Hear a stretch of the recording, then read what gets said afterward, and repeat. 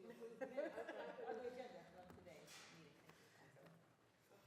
Okay, all in favor? Aye. All right, motion passed. Okay, next up is the adoption of the previous minutes as published. I make a motion to publish, or to approve the minutes from last October's meeting. All in favor? Aye. Aye. Motion passed. Public comment, we do not have anyone signed up, no.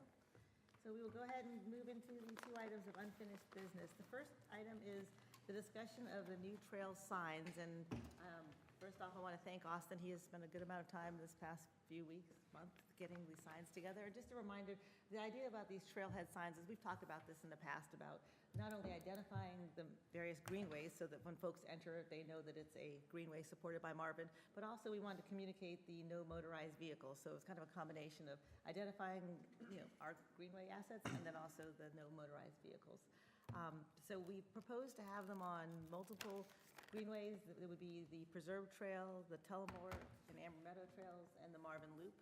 And then folks may be aware, in the Eford Park about a year and a half ago, the Boy Scouts presented and created the Wayfinder signs, which look great in the park too. So purpose for today is to talk about the design that Austin has, and then, a little more discussion, because some of our trails are different in the sense that some have more wayfinding needs because of the way that the spurs and trails work, and some, like the Marvin Loop, may have a little bit just modification on the way we present the signs. So getting into the signs, these are the signs we would use for the Preserve Trail. A sign at every trail access point, except the one off of Pampas. This for Village Hall.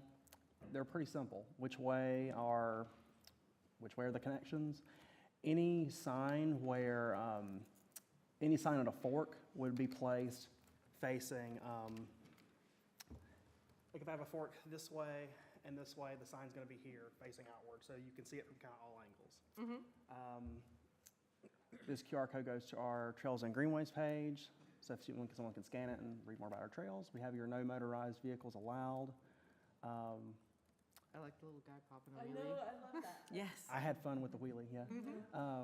But that's the ones for the Preserve. I have some for Tullamore and Amber Meadows too. They just have more access points.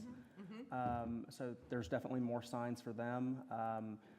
One issue we have that you guys can decide how you want to advise is for the Amber Meadows Trail, it comes to a dead end. Eventually that is planned, to be a connection to Tullamore, so we can put on the sign, future connection to Tullamore Trail, but that's up to you guys if you want to do that or not. Maybe.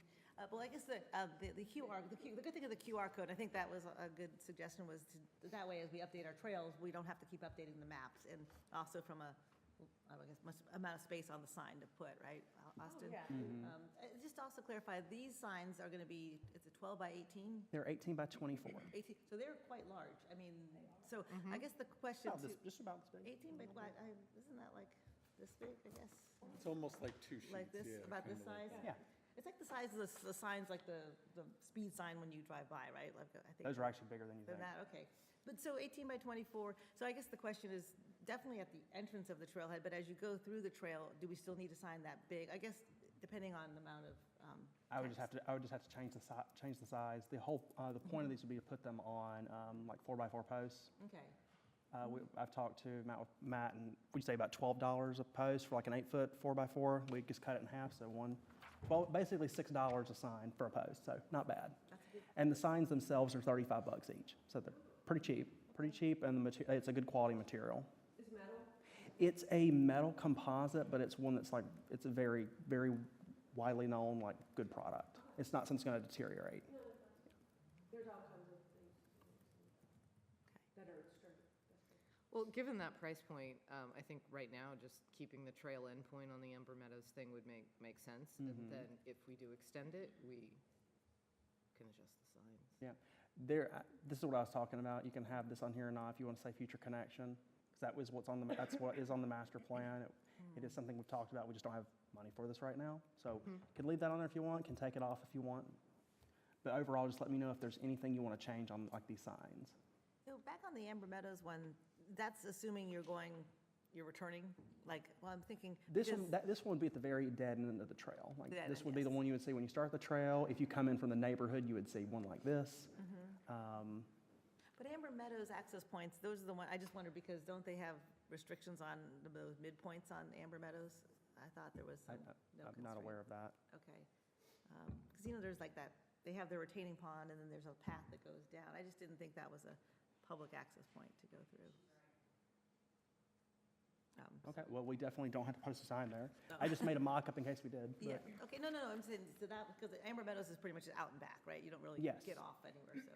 The only access points the Amber Meadows show are Tom Short Road and then from in the neighborhood. Okay.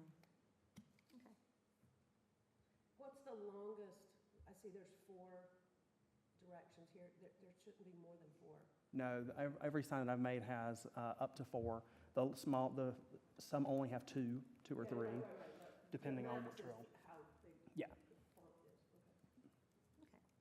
So yes, I guess the question I just had on the sign, and because I think in the park, it's a little bit smaller, as long as it's once you're in the middle of the trail. Well, if it's only at the head, I just wouldn't want to be cluttering the trail, right? But it's only, you don't want to be in, I don't want it to be like those signs that were like one after the other and they're telling a story. Right. Yeah. right? So I think that would be my only thought, is just to not have it interfere with the nature and The reason you're out there? Mm-hmm. Yeah. But at the beginning, you certainly need to know where you're at.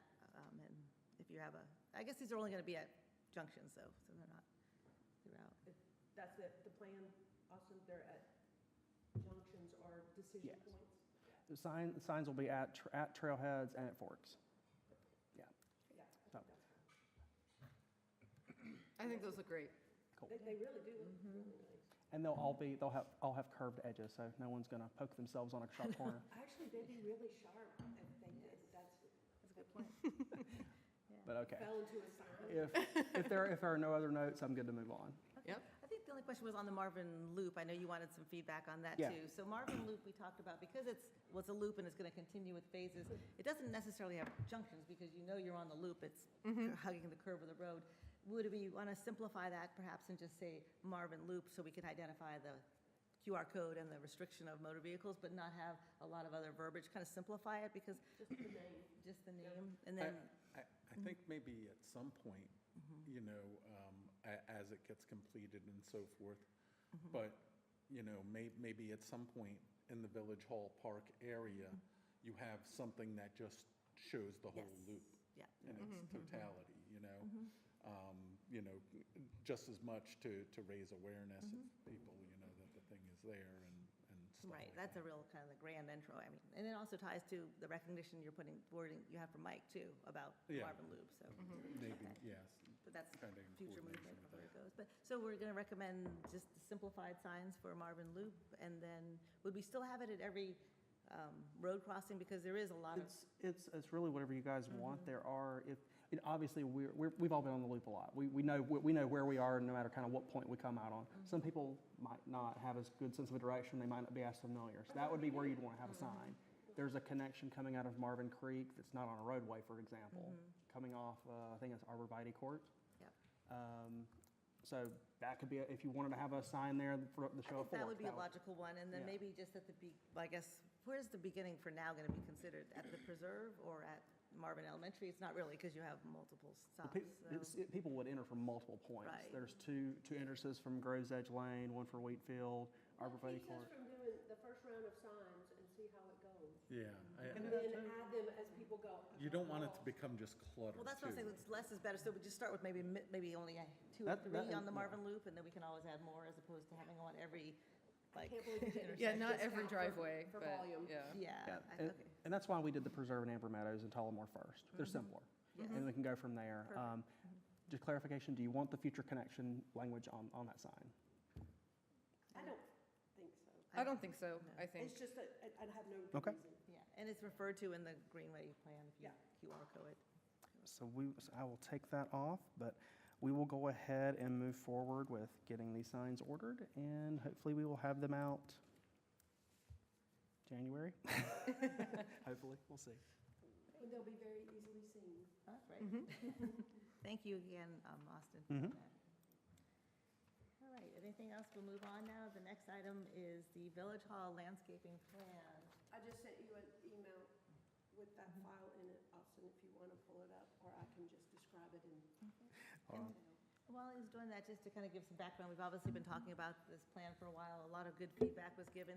In the last month, I think we identified that there was a need for PR&G to get more involved with actually identifying the specific plants we were going to purchase and more of the placement. And really, I just want to recognize the work that Christina has done. I mean, not only in the design, but also her research in finding economical ways to find plants. I mean, and I think we've heard her talk about it, but when she showed us, and she'll show us now the spreadsheet, the volume of plugs we're going to be able to purchase and the ability to allow us to do more with less, and also have more potential success rates. So again, I think that says a lot about the talent of folks like Christina and Jen who add to the plan, so. One thing, so that you know, the original plan for the rain garden had about 530 plants in there. So when I was talking to Matt, or I think it was Matt, I was talking to him about the number of plants that we were talking about. He's like, oh my God. I said, just, but that's where we started. I mean, so that rain garden, A, is huge. It's 70 feet across by about 25 if you averaged it out. So it's really big, and there's a lot of plants in there. So then I just kind of took a note from that and did the same thing with the pollinator garden. So I think all in, I specified about 850 plants, but you were on the right spot there. Just go down a little bit. I was just, so that's around the generator. That's not very exciting. I was just trying to get a feel for how big that was going to be. That generator is a lot bigger than I Thought it was. imagined. And then that is in the plan. I went and measured it. And Matt and I talked about what we need to do there. Just, I'm sorry, go back up to the top. Since we talked about the generator a little bit, the darker green would be evergreen stuff with osmanthus, which is that tea olive, and it's called inkberry holly. It's a smaller leaf holly, but that's native. And then I thought we could pull in the viburnum and the beautyberry from the park, the beautyberry. Help me clean out that a little bit. We have that at the plant exchange. Yeah, We've got well, lots. yes, we still have some. That's going to Raleigh. And then Jen had a good idea to throw some cedar in there too, some eastern red cedar. So we'll have a mix of things in there. And it wouldn't be like, you know, all the ones in a row and then all the other ones in a row. It'll be grouped and stuff. I just wanted to get a feel for how big it was going to be. Any questions about around the generator? And that's that thing. If you walk out the parking lot, it's that. Turquoise well, thing. Turquoise, that's the whole thing. I do, Worse. accidentally made a new sheet. Go back to, okay, so Sorry. in the drawings, that is the butterfly garden that used to be the azalea daylily thing. And so I've got 3 different drawings showing what's kind of blooming early, mid, and late. And so that gives you an idea that in, I don't know, that would probably start, depends on the weather, would probably start late March, April. Those things would start blooming. And then the second one is more May to August, so that's really pushing it. And then the third one is August to October, and it all depends on weather. But there's about, I don't know if I can't remember now, 210 plants in there. And when you say like the volume, it's plugs really, It's right? plugs, I mean, yeah, they're just, little- just the folks aren't thinking, whoa, we got, So yeah. their plants are about this big with a root structure on them like that. Infinitely easier to plant than a gallon or 3 gallon or whatever we'll specify them here. And Yes, just I'm so I know, you know, depending on when they go in and, you know, it is a rain garden, it's designed to have water, but do we have water for if it's not raining? But yeah, So It would be we fine. have something available for, And that's a really good point. The first year, we're gonna have to baby this a little bit. Even Yeah. though they're mostly native plants, we're still gonna baby them the first year. Yeah. They'll get some root structure in, and then it'll be easier. Except for situations like we had this year, how many weeks did we go without a rain? Like 7 weeks or something after 100 Late. degree, yeah. Well, for a while, we had nothing but rain. Yeah, exactly. And so we don't have, we don't have water run Yeah. to that area, right? So is it a situation where you get like one of those tripod spigot things with a hose and? well, you either get really long hoses or you get a water truck. Well, so this though, This so is the the garden that's rain right garden, we do have water too. So the cistern for the drainage from this pipe up here, And that we'll- and we- functions as a and I cistern, and think we that have has a pump in there it. as well. Exactly, and it's also immediately adjacent to the well, and we already have irrigation all throughout this whole lawn area Then anyway. this shouldn't be a problem either. This is, Right ooh, there. I'm sorry, yeah, this is right here at the end of the parking lot. Yeah. And even in a short bit, the hose bib is right here on the corner of the Okay. building. So we should be Even if we don't have irrigation, but there's already I irrigation just wanted to all make sure that, yeah. Yeah. But So- that brings up another point. This does not need to be irrigated. That will kill this stuff. Yeah, right? I it should, mean, it should only get the extra water, so Yeah. using the hose bib But it's a here. very good point, especially for the first year, and it's just something we'll have to keep an eye on Yeah. and watch the weather. So I think, Christina, just to kind of also cap on the garden landscape plan, we kind of shifted to this pollinator from the azaleas because it also ties into the Mayor's Monarch Pledge, and also as a way for education for the community. We are going to have a very elaborate, not elaborate, but a very defined pollinator garden Right, here. right, So right. we can use it as education, but also it's a better use of that space. Yeah, I think so. And it's very visual from here, and if you come in from the other direction, it will be too. Yeah, so we're gonna walk the talk, That's it, right, yeah. model what we're selling. So, yeah, I think the plan looks great. Love the way you showed In what was Excel. blooming. Yeah, no, I don't even In have any Excel, I idea know, how you right? did this in a spreadsheet, honestly, but, And they It's all my fit. graph paper. And they all yeah, fit. yeah, no, I mean, it works, but I don't even know how you would do that. But I have a class, I'll tell you. But I think it's a great visual to sort of see that over the seasons, the color and the overlap is Well, and I did that as much evenly for distributed. myself. Yeah, exactly, to make sure that, you're That's like, true. oh, if I put them here, Yeah. did I clump all the stuff that blooms in one time in one place? Yeah, and So, full it looks disclosure, great. again, these things will move around a little bit. Yep. Mostly they're not terrible self-seeders, but they do move. Mm-hmm. So this is how it'll look at the beginning. And then it'll do its own little art form at some point. Gardens are a dance, not an art, a piece of painting, so. yeah. Yeah. Okay. Anyway, any questions on, the rest of the plantings are pretty much as they were, as they're specified in the thing. Yeah, you didn't change, Well, we have you our didn't garden. change the rain garden at all, so, except for the Solidago substitution. Yeah, I did change the giant Solidago for something we might have a chance of winning over. Okay. Christine, is there anything else from this file you want me to show? I don't think so. I mean, we can look at the plant, the costs and all that, but I don't think that really matters at this point because we don't know. I mean, that's just my guess until we actually find these things. There were 2 different plants that I couldn't find. I'm going to have to ask my grower friends if they'll grow them for us. So Christina actually has something to speak about for this. Real fast, though, on the cost, I did want to let you guys know that part of the contractor's scope for the guys that are out here working was to include the landscaping that was in the original plans. So Christina has kind of taken those plans and offset with what she's going to supplement or change out. And what I'm going to have to do after that is get with him to see how much he would do to credit us back, or if we just want to get him to plant some of these things and then do a change order. So working on that as we speak. I did want to mention, we are slightly under budget on this project, which is good. We do have to still get some of the covered seating that was a part of the scope of the application. Shouldn't be too much. I think I've got some ideas I wanted to run by Matt and make sure him and his guys can make it happen, and then we'll present it to you all at a later date. But Austin has a pond pulled up that I've been working with a vendor on a donation. We would have to pay the at cost for them, and then they would do the labor and installation for free. So this is roughly a $16,000 project. We're currently right around $20,000 under budget, and that's including that we use all of our contingency, and our contingency is about $80,000. I doubt we will use that much. So we hopefully will still come in under budget on this project. These are a couple of just inspiration photos from what we're looking at on the design.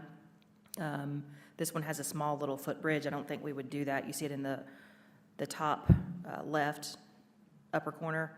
I don't think we would do anything like that for liability reasons, but you can just kind of see some of the inspiration. So that's what we're looking at now. One of the things I wanted to mention to you all is that you see that seating boulder? That's one of the things that you could potentially do for the Cognac Memorial. We could put like a little plaque on that seating boulder instead of doing a seat that might deteriorate over time. So that's an option if you guys are open to that. Where in the plan is this thing, are you thinking of putting it in? So we would have to run electric to the site, which is obviously going to be another expense. Say again? So it just gets stagnant, run a pump and. Right, and I don't think solar is going to be enough to generate the water flow that's needed here, so we would have to run electric. We were initially looking at this corner over here in the parking lot, like kind of adjacent to where the trailhead starts, because it's real close to power source that's existing already. So that's one option. Another option that we're looking at is in the far right corner, closer to the Newtown Road.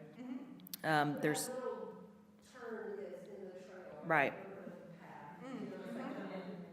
There is a utility pole that's directly over there that's really close. We're hoping we can run power from that and just have it its own separate meter. So we'll look into those options when we get closer. We want to kind of get them started and get some of the clean out done first, but those are some options. If you want to scroll down a little bit, there's cheaper options too if we get to the point of not having enough budget in the process, but these are kind of lower, I wouldn't say lower end, they're still nice.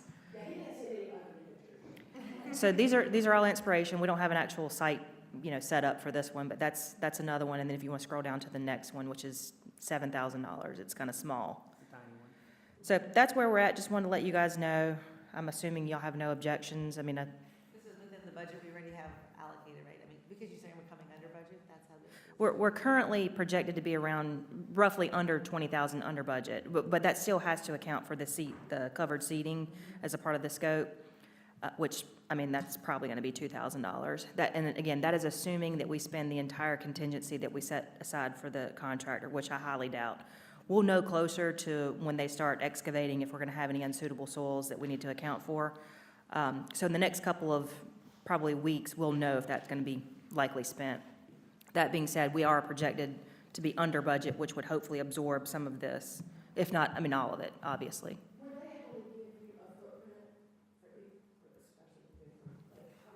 No, I have not spoken to the vendor yet, so. They give us kind of a size, but it doesn't really make sense, because there's more going on, right, around it. And they Right. don't really know, how massive is this? Right, how big is the water surface and how big is the rock? Yeah, that's And what everything I'm that, saying. How big is the water surface and how big is the rock? Relative to the Border. size of our park, right? and if it could integrate even close to this pollinator garden, if this back corner is kind of one of it, that might Well, we looked at that, and kind of like bridge the gap.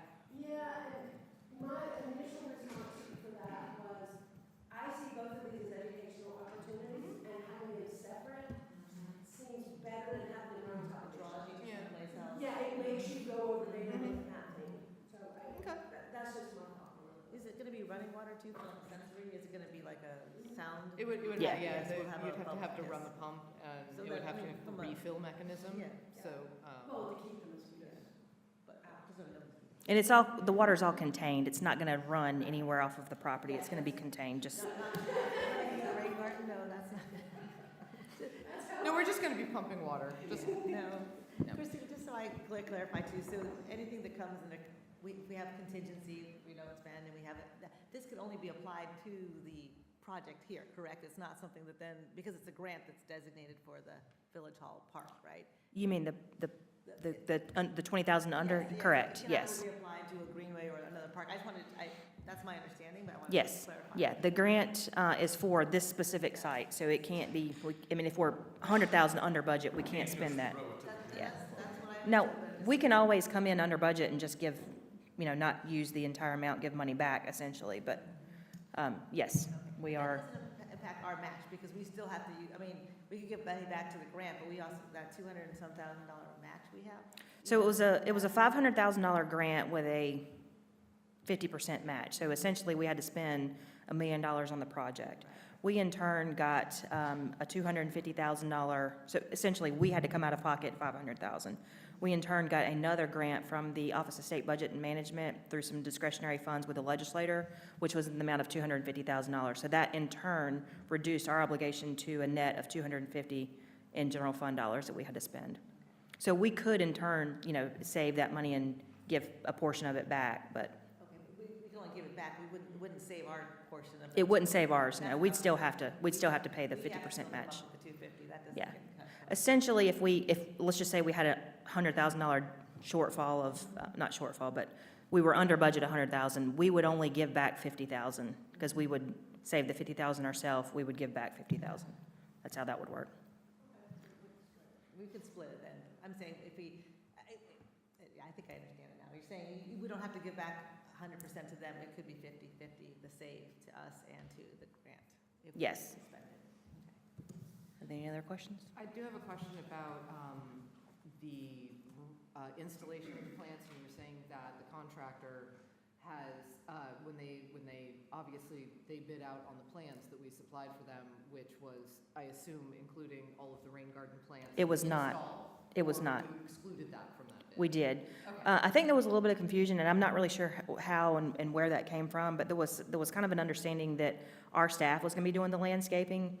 And once I got the plans and it kind of changed over and this project was turned over to me, I looked at the plans that Christina had put together and we had presented it to the board, and I started trying to match that up with the construction plans for here, and I noticed that landscaping was still in these plans over here for the contractor, which basically means we've already committed to paying for those plants. So they did a lump sum bid on this project. They didn't itemize out individual things.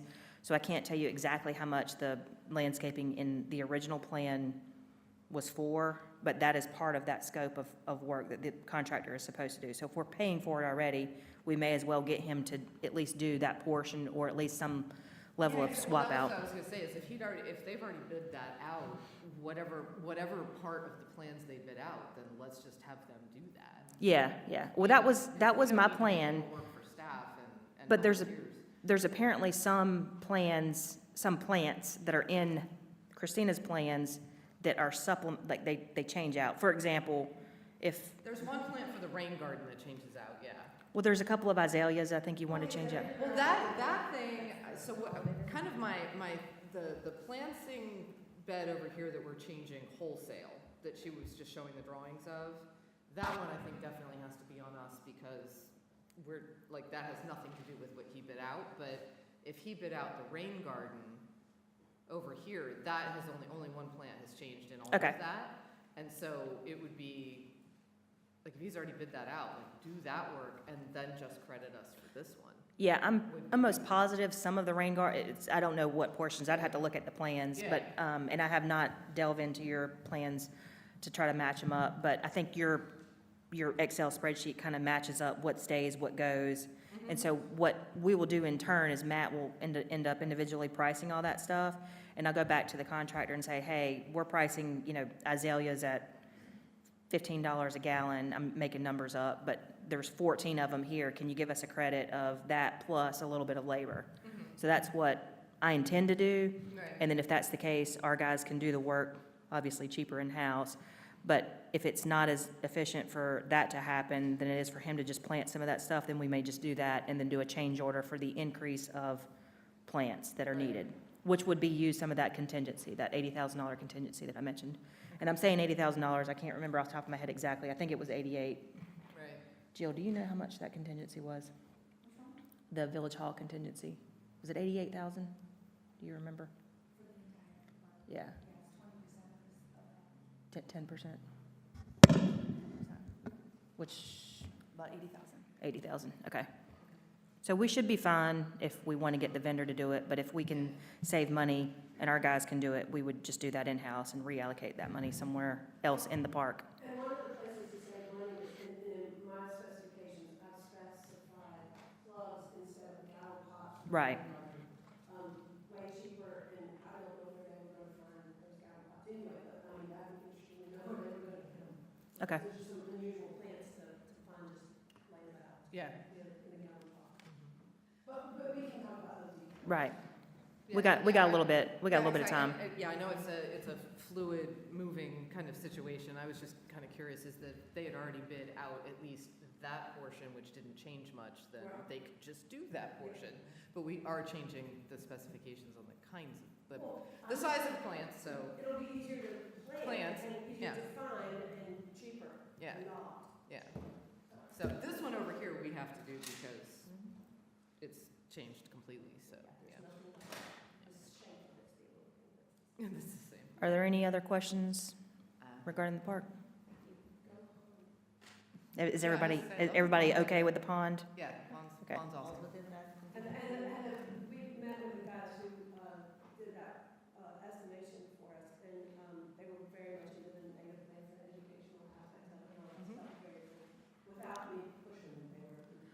So, real quick too, Also, just to note, again, from a pricing perspective, they're basically doing it at cost. right, And this is a vendor that supported us at many of the different events and things like that, so. No, I appreciate that. That's awesome. are y'all, and one of the tasks that I've assigned Austin to do is to get pricing for that Mike Cognac Memorial.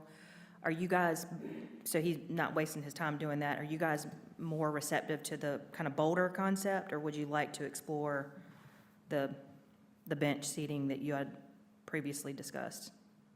I think the way the conversation ended last time was that we were going to put a plaque on a boulder for sure because to hold the words, but then we were also going to pair it with a bench and Okay. just a Hollywood bench. So now you have a potential bench that's a boulder. But if the bench is a boulder, then maybe the plaque goes on the, that was Yeah. not part of our discussions before, Yeah. so. That's overlooking a pond. Yeah. I think there's So more I guess permanent there's a seats. small bit of consideration that if we are going forward with the ponds, for sure, and depending on its scope and if the bench fits in, then maybe we put the plaque on the stone bench rather than. Okay, well, we'll just advise Austin to hold off on doing that research, and then once we know the pond is a for sure thing, for those that are listening at home, the pond has not officially been voted on or yet approved. It's not been committed to, so we still have to go through that process of actually making that commitment, just so everyone at home can understand that. So if you want to hold off on doing that, then we'll just kind of come back and let you guys know if we're going to make it happen or not. So I think the group, it sounds like the boulder, if we have moving forward, we'd be open to putting that bench as a boulder down for Mike, if that's. Yeah, I think that changes sort of the calculus a little bit because it hits both of our considerations of a place to rest, but also a very permanent and accommodate, something that would accommodate the plaque. Exactly. Yeah, and putting it next to a pond, that's really cool, so. All right, Christina, does that come under the, that doesn't come under shade seating though, right? We can't roll that under shade seating? I mean, if you put the shade over the stone, I mean, would that. I mean, we could. Essentially, the idea that I had in my mind, and this, you'll have to use your imagination, is you know that bulletin board that we have out there? That the guy, yeah, the guys built that. So I was thinking kind of conceptually making something similar to that with some nice swings underneath it. Like the ones in the park, right? They don't have shades on them, but the swings that are at the park. Yeah, but these would be a little bit nicer, so it kind of matches the same facade as Village Hall, and it kind of flows together, and the guys can build it, and it looks really good. They do a really good job on it. I just think that would be a cool concept, but it's obviously up to you all and council if that's what we decide to do, but that was my idea. So I don't know how you guys feel about that, but we do have to have two covered seating elements in the park. That was part of the original scope of the application, so that is something that we will have to decide at some point. So we've got some time to talk about it, but And that does that need to be built shade or just do trees count? I think we said in the application it would be built shade. Okay, cool. Maybe it's all just more about the garden sensories too, right? I mean, there's different movement, there's also sound from the water. But yeah, if we put a bench by the pond, whether, it's the memorial bench or it's just a bench or whatever, yeah, a little pergola arbor kind of thing above it would be very cool. Thank you, Christina. Okay, next up is, we're on to new business, and this is related to the CIP for both the greenways and the parks and improvement. And I believe, is it Christina or Jill who's going to present that? Greenways and trails first. I was going to ask if Christina, you may do this too, since we have some members. I don't know if last year everybody was here when we went over the CIP. If you could just kind of do a little summary again, what the purpose for CIP is, how it's done, and our Sure. role. And this is greenways or trails or park? We started with the greenways. Okay. So greenways and trails is slightly different from the other one, so I'll just go into that one real fast. The reason we have a CIP in general is for planning purposes. It's not a budget, it's not a commitment to anything, it is just a planning tool that we use from a staff standpoint to try to understand where we're going to make financial commitments in the upcoming fiscal year. So with the greenways and trails capital improvement plan, essentially how it allows us to show what projects we're going to work on in the next year. This Greenways and Trails is actually in a capital project ordinance, which basically means it's a separate standalone budget by itself that can carry over from year to year. It's not necessarily in a committed fiscal year. So we have those funds that are set aside to build trails in the Greenway network. Up until the last couple of years, we've been pretty good about having money to pay for those. Here lately, we've kind of exhausted the resources that we had saved up. So that's kind of where we're at right now, which is, if you reviewed your agenda packet, I've pushed off several things to next year just because of failure to be able to afford those. So you'll see in your, also one thing I'll mention to the creation of the CIP is that we use these two for planning purposes. If we see grants that are out there, we can see what type of projects are coming up in the next couple of years that may apply to a specific grant. Or if we run into something where we've got, excess funds, something came in lower, we can obviously apply that to something that comes up. So that's really what we use this for, is for planning for not only financial, but for grant opportunities as well. Granting agencies, whether it's this or the regular capital improvement plan, which you'll see in just a second, they look at these types of plans to assure that you have planned for these in their applications. So it is something that granting agencies favorably look upon when they're reviewing applications. So that's the reasoning. Is there any questions or comments on that before I go on? Just one thing in that I'd like to add, and really the process, yes, it's the budgeting process as council kind of considers between, let's say, February and May, as they put the budget together for next year. But kind of the first step in that process also is when we do the retreat. A lot of these items will be looked at that point, just as we kind of look at the overall financial situation for the village coming into the new year and from a budgeting standpoint, and really, just kind of prioritizing, what the different needs are going to be, throughout the village, not just, parks and greenways or trails or things like that, but how it falls out within all of the budget priorities of the village. Any other questions? Question as far as what's on here, because I know many of these have been carried over year after year, and I think in the individual plans, you put some good descriptions in there saying, caveats related to wetland studies or, Right. easements not occurred. How do things get added or taken off? So at some point, if we, like I said, I guess if you deem that this is an area we can't build, would it just come off the CIP? And likewise, do we wait until the survey or the next Greenway plan to then amend this to, the fluidity of this list, how does that? Yeah, that's a really good question. A lot of these projects are derived from the Greenway Master Plan. So that's something that you guys are going to be doing this next coming year. If you foresee something that's just not feasible, whether it's financially, politically, whatever the answer is, you can always recommend to remove it, and it would be removed off that master plan. But we use those master plans as kind of like our guiding documents for, 5 to 10 years. Those documents are generally good for 10 years. Don't quote me on this. I arrived in Marvin in 2018, and I think our Greenways master plan at the time, Christina can probably correct me if I'm wrong, was over 20 years old. I think the last time it was updated was, do you remember off the top of your head? It was pretty old. Maybe 2008. 2008-ish. I remember looking at a draft. Okay, so 10 years. Looking at a 2008 one. Okay, so 10 years old. It did. Well, a lot of change happens in those. That's why I'm saying it felt so. I think we would expect that after the Greenway plan next year, we would see some shifts potentially on this, but we're not going to take things off because we want to wait till the Greenway plan comes together, right? Just because. Well, the only thing that you really have to focus on is next year, we only have, and we'll get into this in just a second, you only have one project that's in there for next year. So we will have the same conversation next year to talk about the things that you see in 27, 28. And so if opportunity, and if you see those numbers add up to be 1.5 million, which we, Yeah, I noticed that was kind of a lot, got pushed off to next year, and we don't have $1.5 million. No. So unless we hit the lottery, we'll have the same conversation Okay. right. next So year it's just to a push off fluidity more. we can hear, and then, as you said too, if a granting agency came, you could pluck this number and show. That's what right, the yeah. project is. That's more important. And show that we've been working towards that, and Right. not like, oh, we saw your grant, so we just came up with some baloney to, Right. Okay, to try and get this money. thank you for that. But you, Thoughtful that we have sense enough to know that we don't have to move this off.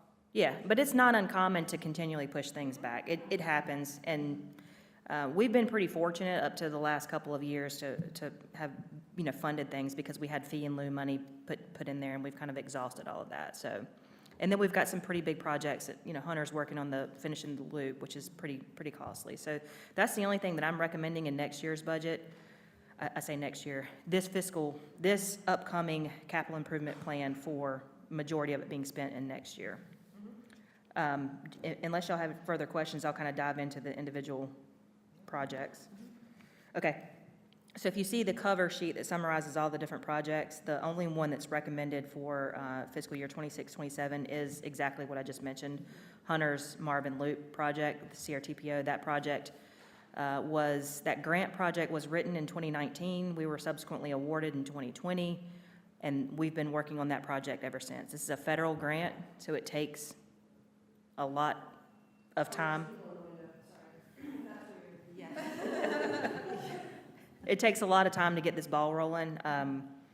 So we're here now, 5 years later, 6 years later, working on the project, but it has been going on for quite some time. So that's the only. See the dollars that were spent from 2 years ago, because this is only current, right? Correct, yeah. So if you flip over to the next page, it kind of gives you the detail of that. It's a 4,400, it's a 4,500 linear foot trail. This year, we have committed to, we're in the P&E phase and right-of-way acquisition, and I don't know when construction should start, but it should be sometime next fall to, It'll be most likely going to let the project in like February of '27.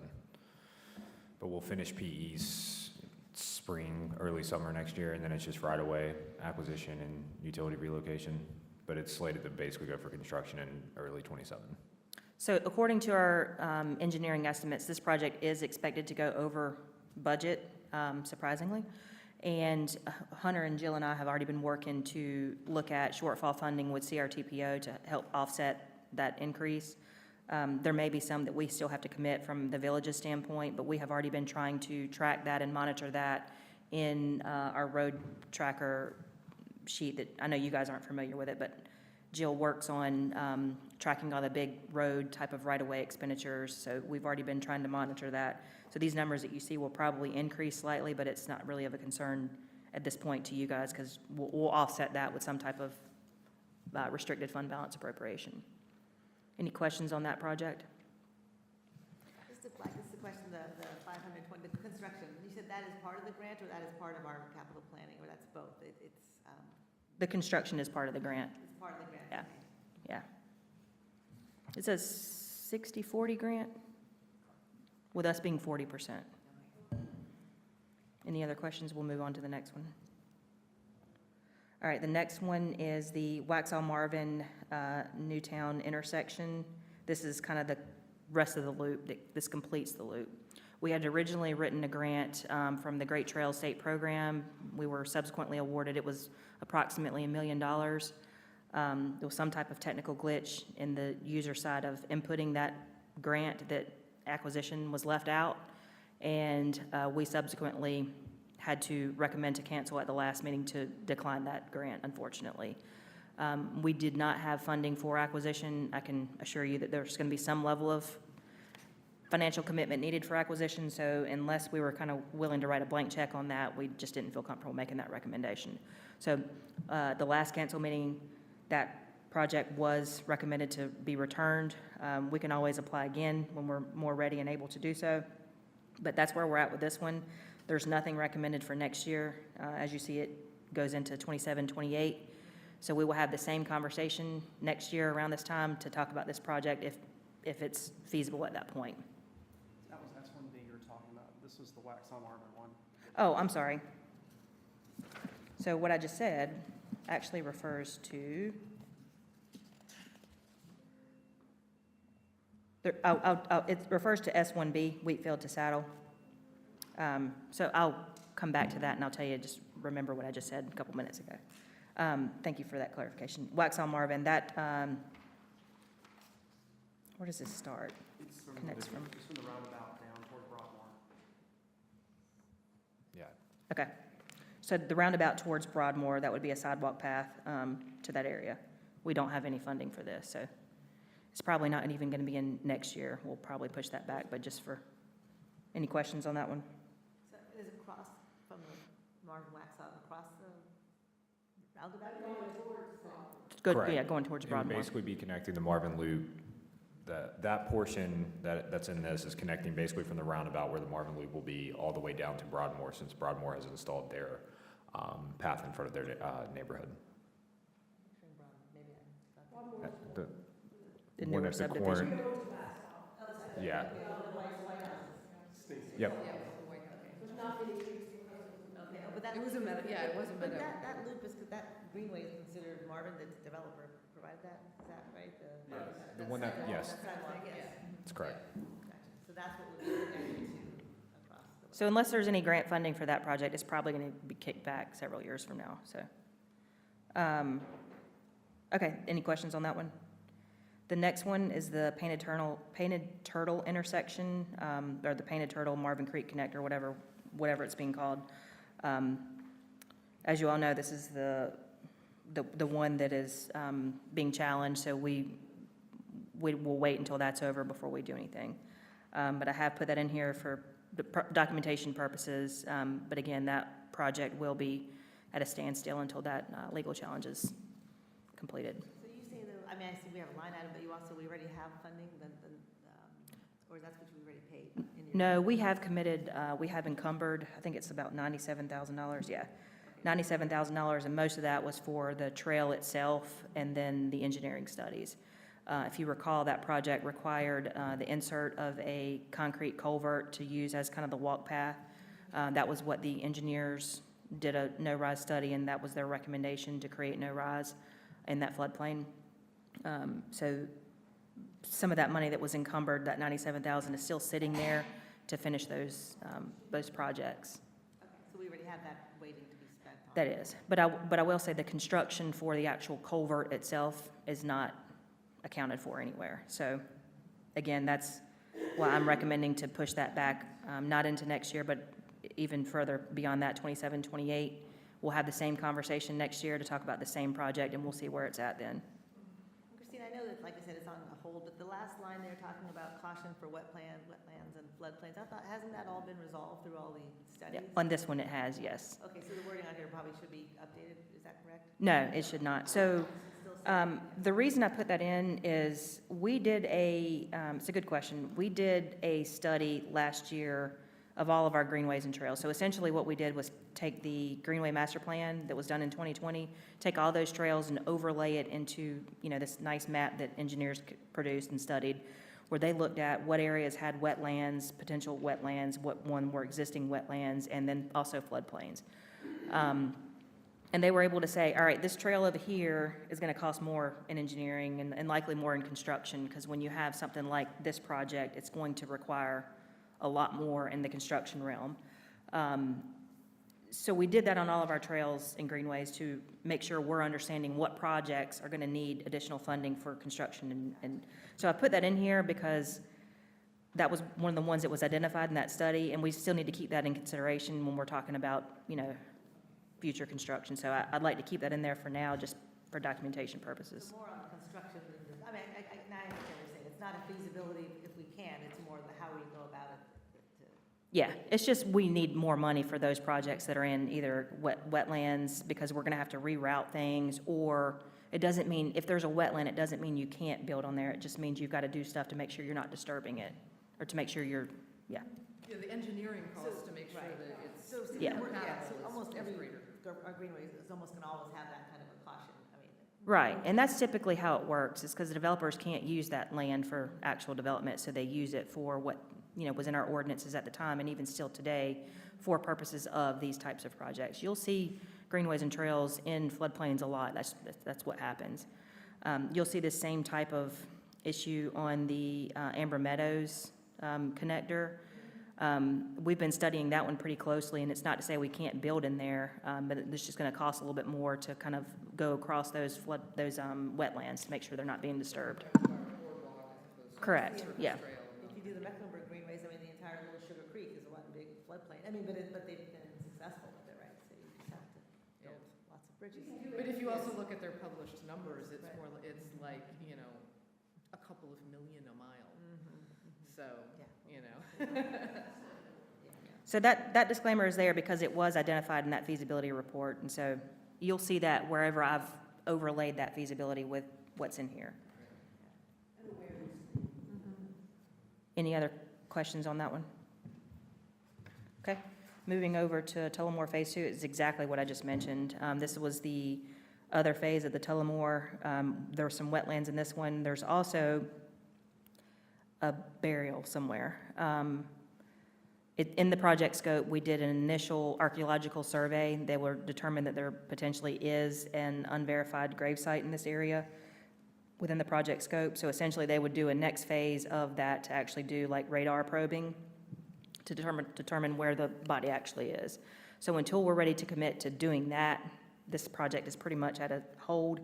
That kind of sonar probing is around $50,000 for that additional survey. So that's not including any other, wetlands or floodplain studies that have to be done, which I think those have already been done on this one. But that additional archaeological survey is needed for this one. So that's the reason that one's pushed off. And those numbers are listed from the Greenways Master Plan.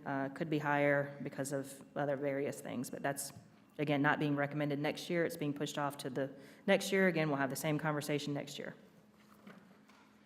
Any questions on that one? 6 Mile Creek to Joe Carr. Let's see. I'm actually not familiar with this one. This is the estates at Marvin Branch subdivision there off of Joe Carr Road. They, part of their final plat has a greenway easement that runs basically between the road and the Marvin Branch. I've had a few residents in that subdivision actually ask when that trail's gonna be built. We already have an easement, and essentially, I'm actually trying to work on mapping this right now for you guys, but essentially, if you go into the subdivision, there's their Mel kiosk is right there on the left. We got an additional easement from that Mel kiosk to tie into the platted easement, and then it would basically be an internal loop for them from their Mel kiosk around the natural area and back into the cul-de-sac. The master plan has it potentially then connecting into the 6 Mile Creek Greenway in the future across the stream. But this would just basically be an internal loop and then potentially a greater connection in the future. The 6 Mile agreement doesn't exist across Marvin Road yet, correct? No, the Mecklenburg County, they own that land and have the easements, and I looked at their plan, but I wanted to say it was like a medium. They have like short, medium, and long term, and I think it was kind of in that medium range from when they're planning to construct that portion. For years. Yeah, probably. Any questions on that one? Thank you, Hunter. That one, again, was in the feasibility as a floodplains potential wetland, so that disclaimer is noted there as well. Well, I guess we're saying it's connectivity to the Marvin Loop, but the Marvin Loop is on the other side of the road. Is it more because you would walk across to the Marvin Branch? So the Marvin Loop for that portion, the actual location is not set in stone. Ideally, yes, it would be on the opposite side of the road just because the Wheatfield Drive portion that already exists further up is on that side of the road.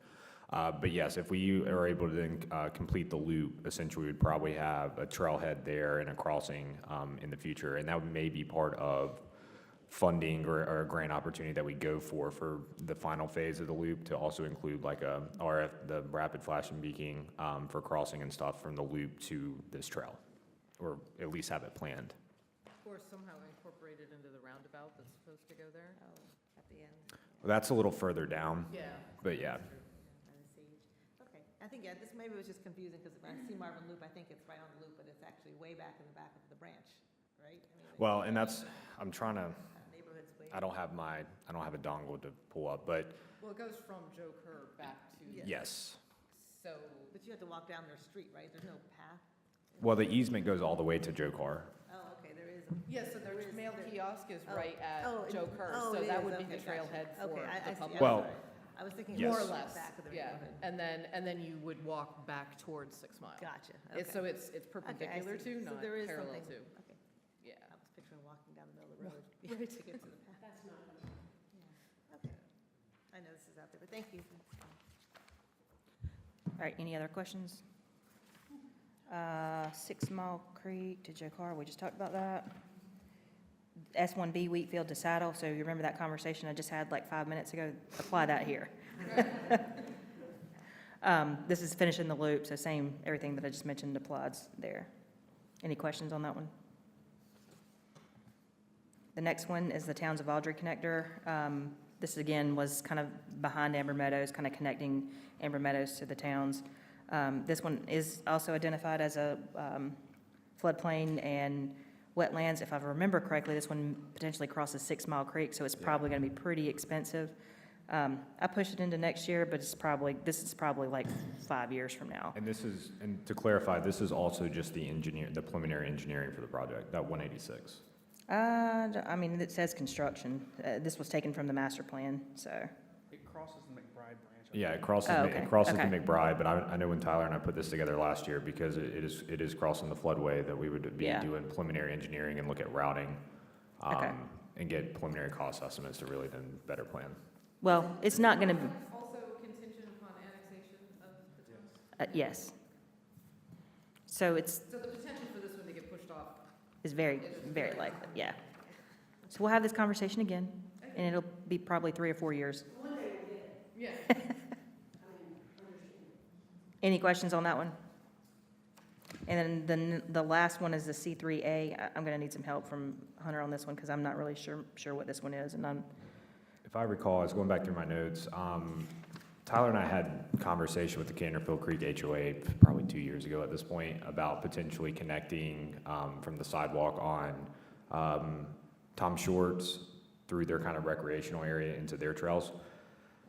Haven't had really any further conversations on that, but that's why I'm about positive that's what that is in reference to, because Canterville Creek has an internal kind of trail network, and we would be the original kind of conversations that we were having with them is have a crossing there at Tom Short, come right up, and you can see there's a goat path from where people already kind of from Canterville Creek are going to walk the Tullamore Trails or up Tom Short, and kind of running around the fields and then connect into their asphalt path there. That's right behind the soccer fields.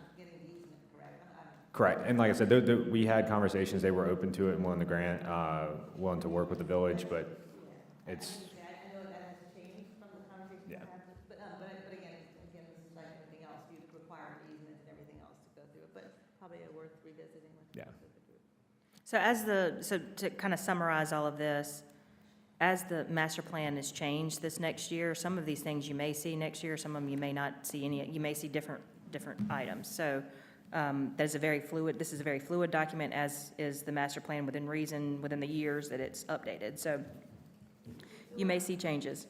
Christina, so just on any, I know that we have all the caveats related to wetlands, do we also need to put there, if there's not an easement, that this, I know that's part of the greenway, but if we don't know the easement, should it even be in the plan, or is it still, I guess that's still like our future efforts, right? I mean, Yeah, I mean, I think if there's an existing easement, it makes it easier. I don't think it completely annihilates the plan to have one, because I think it continues those conversations. But I definitely think that if it's there, it does make that process easier. We try to note that in these CIPs when we know that there's one, but it's And not I'll- always. Maybe just that last one, since we don't have the easement, we should probably note that there is no. and I'll add, like, yeah, when since I've been here, we've always prioritized where we have an easement already signed, either from a subdivision on a plat or an already signed easement agreement. Most of the time when these conversations happen, we get it in the CIP and push it back a few years, just because then that gives us time to then think about the routing, get the actual documentation before we start spending money or ask for money to be spent. So again, the only thing that I'm really recommending for next year is the finishing of the Marvin Loop, which has been the project that we've been working on for 5 years.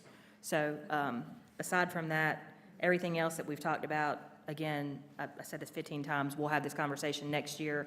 If things change from the master plan, those projects will either be pushed back, taken off, moved forward, however we need to do that. But the reality of it is there is a lack of funding for greenways and trails, and that's why we're only recommending one project next year. So unless y'all have any further questions, are y'all good on this recommendation? Is there a consensus on that? I'm fine, do we need a motion or no, just, We've never had you make a motion before. Just everybody nod. thank you, Christina, for presenting that, that's. So what I'll do from here is I'll present this to the council in the next coming months, let them know that you guys recommended this unanimously, and they'll take action from there. Well, and it'll probably come up at the retreat. It will, yeah. Yeah. And things may change too with the survey. You never know. So there's a lot of moving parts right now. I think that definitely also applies as you go into the parks, right? The survey's definitely going to help drive some of the. Yeah, which is again, another reason that it's being recommended, there's only one project for next year. So we have time, we have that opportunity to take those things into account that are in motion right now and adjust for that next year. So pending no other questions, we'll move on to the next one. That's the Parks and Recreation Capital Improvement Plan. Yeah, I don't know if y'all formally announced the topic, or we usually do in council meetings. I don't know if y'all do. Okay. Oh, I'm sorry. The next topic is the CIP for the parks and recreation. Okay, so again, as I mentioned before, the reason we do this is for financial planning for us. This particular CIP does actually tie to the general fund, so it is tied to the operating budget, not a capital project budget. So essentially, what that means is everything that I'm asking for here will be in next year's financial operating budget for the taxes that we take in next year. So the two things that you see listed for next year are an athletic field assessment and a small appropriation in park amenities. We'll go into that in just a second. But if you see the grand total that we have here for the next 5 to 10 years, well, not really 10, but 5 to 8 years is around $4 million. Again, this is for planning purposes for us to know what's coming down the line, and then also for grant possibilities that we see things that are out there. Any questions on the overall summary page? Okay, moving into the first topic, which is next year. Actually, I printed these kind of wonky. I don't know how they're in your agenda, but I'm just going to go with how they are here. This one topic is the Village Hall Park Phase 2. This is actually not recommended until beyond fiscal year 31, so we're talking 6 years from now. I don't know why I put them in my packet like this, but that essentially is Phase 2 of the Village Hall Park project. Phase 1 was always conceptually there.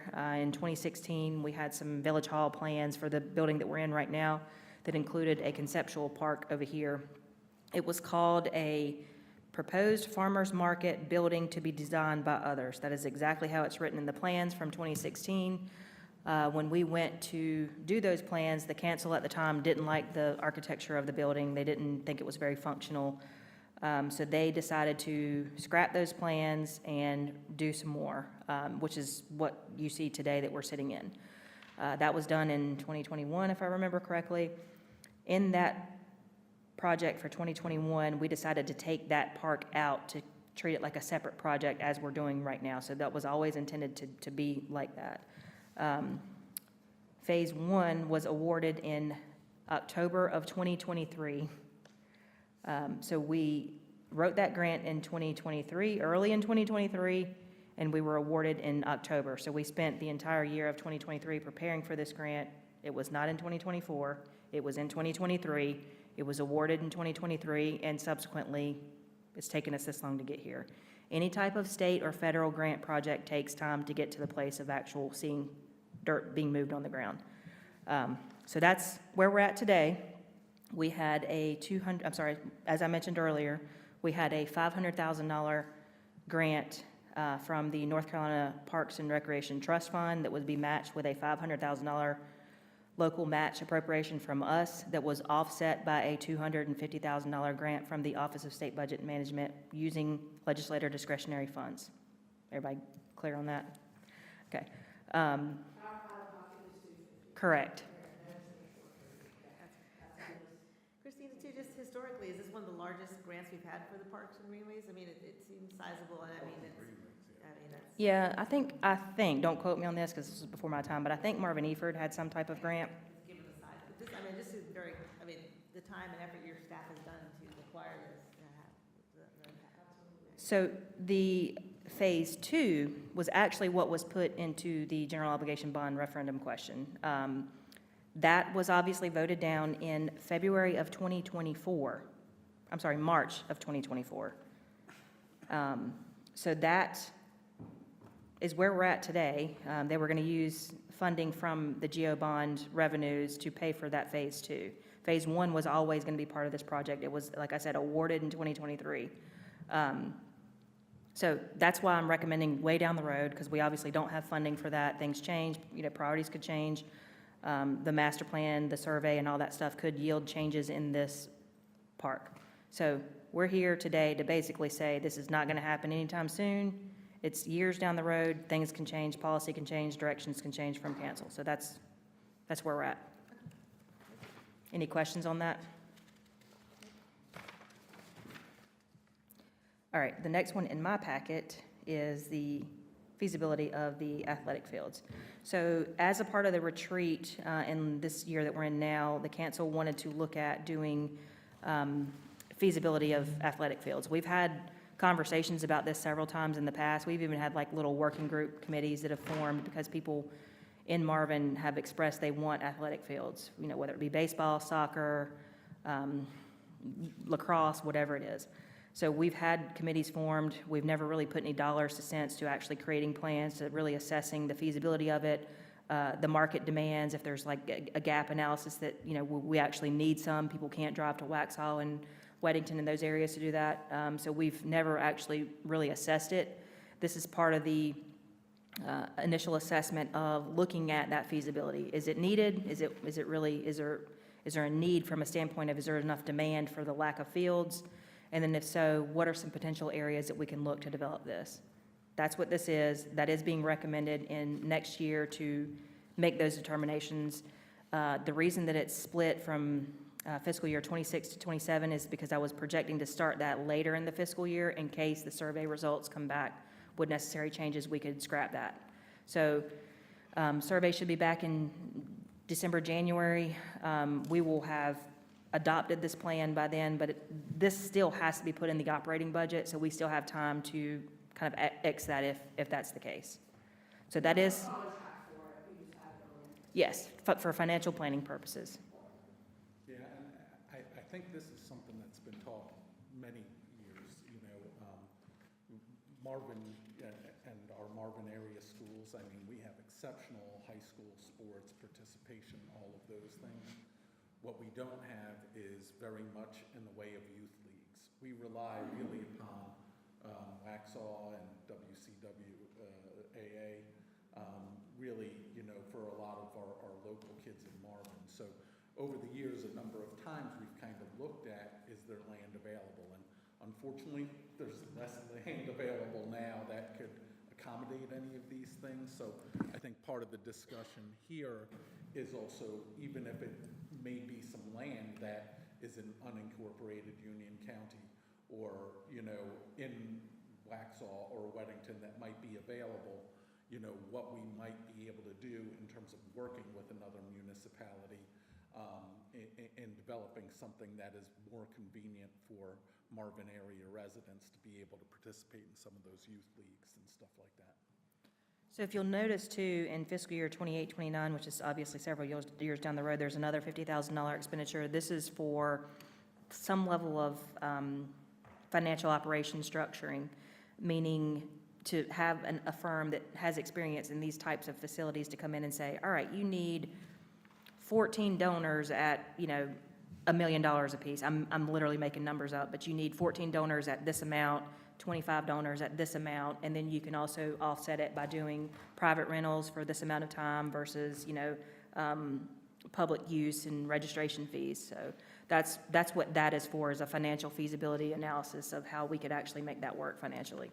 So the first part is really, is there a need, kind of gap analysis, and if so, what types of field? Is it more soccer? Is it more baseball? Is it more lacrosse? And determining what those needs are in the market in general. But that's all going to be based on the survey, like you said, once we get the survey results, if there's a zero interest or low interest, we would essentially scrap this for this. Yes, so the council would. So today, what I'm asking is recommendation on what you see here, and then once it gets to the point of being put into the operating budget, they would either say yes or no to that portion of it. So you won't see this again, is what I'm saying. You're only kind of recommending the conceptual idea of this is where we're going. And we'll have the same conversation with council when we present it to them. I think as long as we, like I said, we base it on the feedback, but we have to put it in now because of the budget. So we'll base Correct. it on the survey Yeah. feedback. Again, it still has to be put into the operating budget, so the council will have to make that determination at that time, so. Any questions? That's correct. Yeah, and it's just a really weird time for us because we internally have to start planning for these things. Our retreat is in January, and we have to do what we have to do on the back end to start planning for all of that, so. Any questions before we move on? All right, the next one is establish new amenities at village-maintained parks. This is an unknown. Again, it's all going to be dependent on what the survey results come back as. And again, that's something that'll have to be put into the budget. It's $25,000 next year, assuming that somebody out there in the world wants something. We obviously don't know what that something is. In the past, we've talked about gaga courts, we've talked about pickleball, we've talked about an array of things. Most recently, I've gotten some requests about pickleball courts at Marvin Eford Park, but obviously it comes at a higher price tag than $25,000. One resident, I'm sorry, he's actually not a resident, has offered $5,000. Obviously, that's a drop in the bucket for a pickleball court, but if that's something that the public in general, and I say that meaning Marvin residents, want to see, perhaps we could do a crowdfunding mechanism for that if people are willing to pay for it. So that's just an idea. This $25,000 is for something, and that something will be determined as the survey results come back. $100,000 and $150,000 in subsequent years, because again, that's unknown at this time. I think, and again, I know this isn't part of the CIP, but we had that conversation about the passive park usage of Marvin Eford, and I think the recommendation on pickleballing would not be in the park, it would be at a, like, I guess the public's park. Right, right. And that'll all be conversations you have with the master plan too. So some of that conversation of master plan will kind of dive into what we actually spend this $25,000, $100,000, and $150,000. So again, like you said, placeholder. Can always take away, but you can't add to it. Any questions before we move on? The next one is software rental and program management. This is something that we've talked about for a couple of years. Just hadn't got around to it. Just something to make our lives easier on the back end for managing facility rentals more efficiently. We're doing it right now. Obviously, we've got a change in guard in that, so we're ironing out a couple of things that we've identified. When we get some time, we'll start looking into this further. We do have the ability to do this with our current financial software, but our financial software is not really kind of Parks and Rec-y. So we are looking into different options. It's not something that we were asking for next year. We want to iron out some stuff on our end and look at that in subsequent years. So that's roughly $12,000. And then we think it's going to be another $5,000 for maintenance or continuing operating costs moving forward. So. Yeah, I think if any of these other projects, particularly the athletic fields, move forward, we're definitely going to need this. So definitely. Right. Plan forward. Any questions on that? Well, it's also just managing the rental. No, we already have a need, but if some of these other projects add to it, it's going to be really critical, and then that will determine the scope of what the software needs to cover. And then the last item. Sorry, one question on the software, maybe I don't think it's related, but I know when Hunter and I spoke about some tracking software to understand usage of the parks, and he had mentioned there's some capabilities where you can track, traffic on the greenways, traffic in the parks. That's probably not tied to this software, but is that? No, that's actually something called Placer AI, and it essentially it's really cool. It's actually really neat. I don't know that Marvin has the need for it yet, but essentially what it allows you to do is track the number of attendees to certain events that go to the park during certain ends of the day. But it also allows you. It's kind of weird. It tracks the people that come from wherever they're coming from and then wherever they're going. So essentially, and I'm just going to use Jen for example, and I'm not saying that it actually knows her exact phone, but if she comes to Marvin Eford Park, it would have known that she came from Village Hall and went to the park, and that she goes back to her home in Marvin. So I don't know how the technology works, but it does, and it can tell you where the majority of your people and attendees are coming from, and then where they go when they leave. That answers a lot of questions we have all the time about, when we advertised Halloween, was most of the people who came, were they from MEC or were they actually Right. residents? So that would be really useful, but it's also wildly terrifying. It is.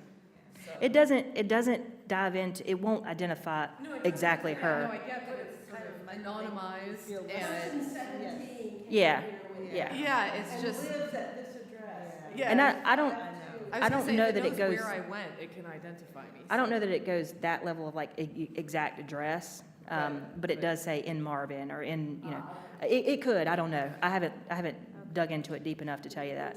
So I think we have to have enough of a. But that's not this software. That is not, no. This software in the CIP. And then at is some a point, totally if we different do thing. feel like we need to understand their volumes, we would look at a different project for Yeah. that. So one of the things we just did last week is I purchased a counter, a traffic counter, and it's not for like putting it up on a speed limit sign and measuring how many cars go by Waxaw Marvin. It's measuring more kind of calmer environments where it's not like daily traffic. So we just purchased that last week. We should have it in any day now, but we're going to install it at Marvin Eford Park so we can kind of track how many attendees come in.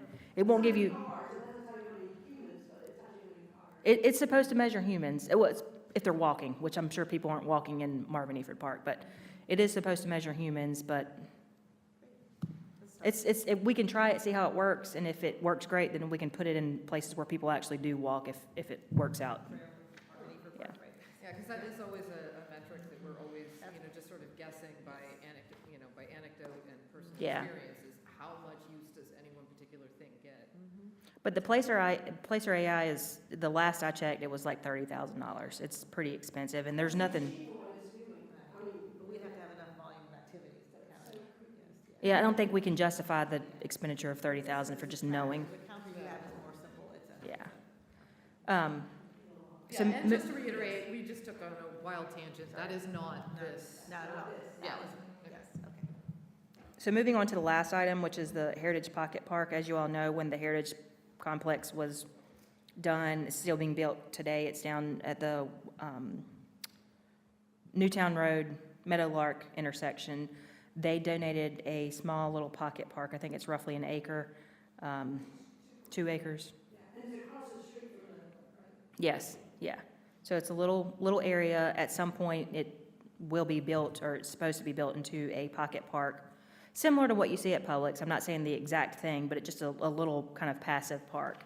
So that is here at some point to be constructed in some way, shape, or form. What that means, I really don't know. It will be a conversation that we have, again, at a subsequent year. I'm not recommending that next year. It's recommended for 27, 28. So we'll have this conversation closer to when we're actually going to do something, but just for planning purposes, it's there for approximately $100,000. I just threw that number at the wall. Could be more, it could be less.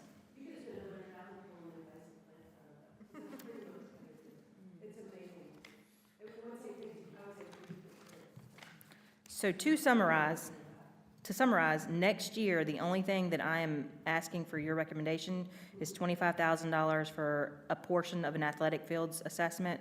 That will be split into another year to pay for that in 2 different years to offset any things that may come back from the survey.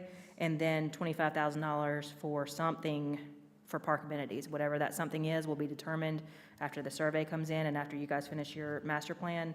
But both of those two expenditures would be relative to the survey. Correct. Because the survey results will take into account what you recommend in your master plan update, which in turn is where we'll take the ideas generated from there. And like you said, with the athletic field assessment, you're putting that towards the end of that expenditure. Correct. Yeah, I got a question about the pocket park. Is it going to connect to the preserve since it's around the area, like the preserve trail? I'm sorry, say that again? The pocket park that's near like the roundabout, is it going to connect to like preserve? Because I believe it's around that area, like the trail on the back. So the pocket park is just supposed to be a park just by itself, very similar to here. This funding here is not recommending any type of connectivity.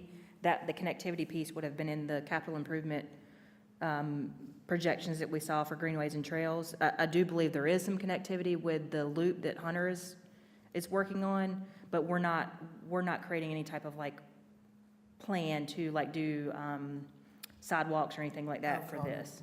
Or crosswalks. Yeah. Near the roundabout, because where you're talking about it being, would be the other side of the road from where the preserve trail is. Oh, I thought it was like on the same side. No, it's on the Ah, opposite never side, mind. yeah, The only trail there should be the one they're building at Heritage. yeah. There should already be, but there's no, like you said, there's no crosswalks or anything that's planned. I mean, you could spend the $100,000 on a crosswalk, but then you'd have to, beef up that money from what we're recommending, so, good question. you guys can have this conversation to provide recommendations more than what we have currently in next year, so. The only two things, again, I'm asking for next year is that athletic field and the park amenities. In the fiscal year 27-28, the rest of the athletic field assessment, because it will be in split years, park amenities of $100,000 to be identified at a later date in the survey and master plan rewrite, and then looking at that recreation software. Also, the Heritage Park at $100,000. So we have a whole year to really have those conversations or push it down the road more. I can tell you, in fiscal year 27-28, we're looking at $237,000, and unless we have some more funding, I don't see that we'll actually be able to come up with that for park projects, unfortunately. So that you will see things move back unless there's grant funding that's obtained. And at that point too, we'll still be seeing the maturity of this park here too. Yeah. I'm in favor of the proposed stuff for next year, and obviously with the knowledge that some of that may get adjusted based on the survey, and then everything else beyond that will adjust based Yeah. on what's available and feasible, so, yeah. So as a reminder, this is not a budget. This is not, like, if you see it here of like Village Hall Park Phase 2 amphitheater of $3.5 million, we are not committing $3.5 million. We are only saying if it works out, there's a grant, then, yeah. And that's in future years, so that's beyond fiscal year 2031. So, Really any bad. questions or comments on any of that? Sorry, that took a little time. No, that's fine. I appreciate your, like, careful explanations and all of this, even when it's stuff that's just purely conceptual, like the future phase of the Village Hall Park, it's good to have this in here for continuity. Yeah, absolutely. So unless y'all have any questions, that's where we're at. Again, I'm asking for consensus on this. Are we good on, If you guys want to do a motion, we can, just to recommend approval of both the Parks and Rec and Greenway and Trail CIP as presented. Okay. I make a So motion. moved. All in favor? so just a reminder in case I'm not in these conversations. So you guys are obviously, for those listening at home or seeing at home, this is the 2020 Greenway Master Plan. This is what you guys are currently revising. If you remember, I think you've seen this before, this is the feasibility study that was done by Dewberry last year, and there's a little map inside of the feasibility that looks similar to this, similar to that for those looking at home. But it outlines what trail network goes into these identified FEMA zones and, Different sections, like C5. yeah. So Where's that feasibility study located? Like, is that accessible on the website? I think you guys, I don't know if it's on the website, but I will email it to you. Yeah, please do, because I don't know that that's been. Have y'all not seen I that? think the results may have been Okay. circulated in a summary form, but I don't think the actual map and study were. Okay, I'll send this to you. There's a lot of, I mean, when you first look at it, you probably are like, this is not a, Totally overwhelming at first, because I know I've seen it before, and that's why I think we've only had a summary version. yeah, because it's a lot of emails of me and some other people going back and forth on buffer requirements, and essentially there's a ruling that says some things are exempt. But when you first look at it, you're probably thinking this is not what it really is, because it is kind of wonky. Okay. Yeah. There you go. That document is in your agenda packets. Yeah. The Trails and Greenways. Oh, okay, well there, I don't have to send it to you. Yeah, no, it's already there. I just haven't paged through it far enough to see the map. So just a reminder, make sure you guys do that in the assessment of the greenways and trails, just so that's in there. Thanks, Christine. Thank you. Okay, next item up is our reports and updates. So, welcome, Jill. 47. Hi, friends. All right, so I'm going to give you guys some updates on event planning. So we had our trick or treat in the park event, and it was a huge success, per usual. We had lots of people. Christina, myself, and Matt met and did a little debrief, and we think based on just the sheer volume of cars that we parked, it was probably somewhere around 450 cars. So if you want to do an average of about 4 people per car, we probably definitely had close to 2,000 people there. So it was great.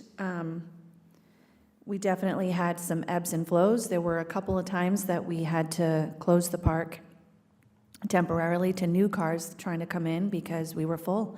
But I think we did a good job of just telling people kind of drive around a little bit, circle, come back in 10 or 15 minutes. And I'm sure some people probably went home, but a lot of people did come back. And by the time they came back, cars had left and we were able to park more.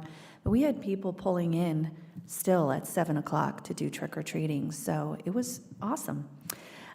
We have met to discuss, like we always do, things that we can improve, things that we can tweak. But for the most part, we're all very excited about the turnout and the event itself. Right, Matt? Okay. I think next year what we'll do is we'll have, just so you guys are aware, just some things to make it run a little bit smoother. We will have, first of all, we will be asking for volunteers, hopefully from this board and staff and council, because it really is one of those events that's probably the biggest one that we do, and we need more help. We'll also have people serving at different parking lots. We're going to number the parking lots to make it easier. And when we start to get a little crazy with parking spaces becoming, harder to find and just lots of people, we will sort of shut down cars from coming in for about a 15-minute increment and then open back up. That'll give people time to leave, spaces to empty. It will give the volunteers who are serving in the parking lots a chance to kind of count how many spaces they have and then report that to the guys at the front so we know when we open back up how many cars we can send in. Yes, John?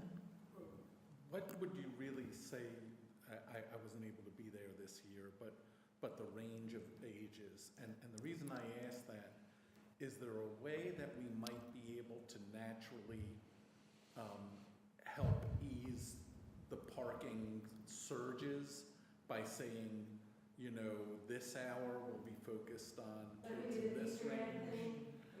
Yeah, but the Easter egg thing is more because you don't want the older and the younger kids, but I just think is a way to kind of space it out more. And of course, if people have a kid in each age group, they could come, but it might just, help.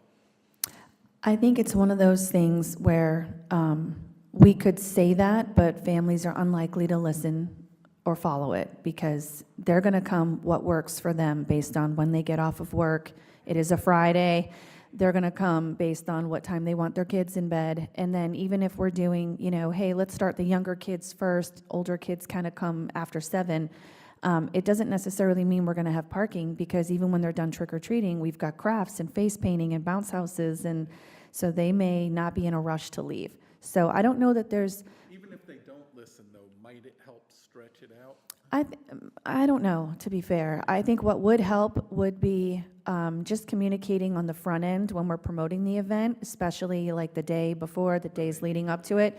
The park can hold a minimum number of cars, so or a maximum number of cars. And if when you pull up, there's no parking or the park is temporarily closed, it's usually only for about 15 minutes. Circle, come back. We'll have a spot for you, just so people have that expectation going into it.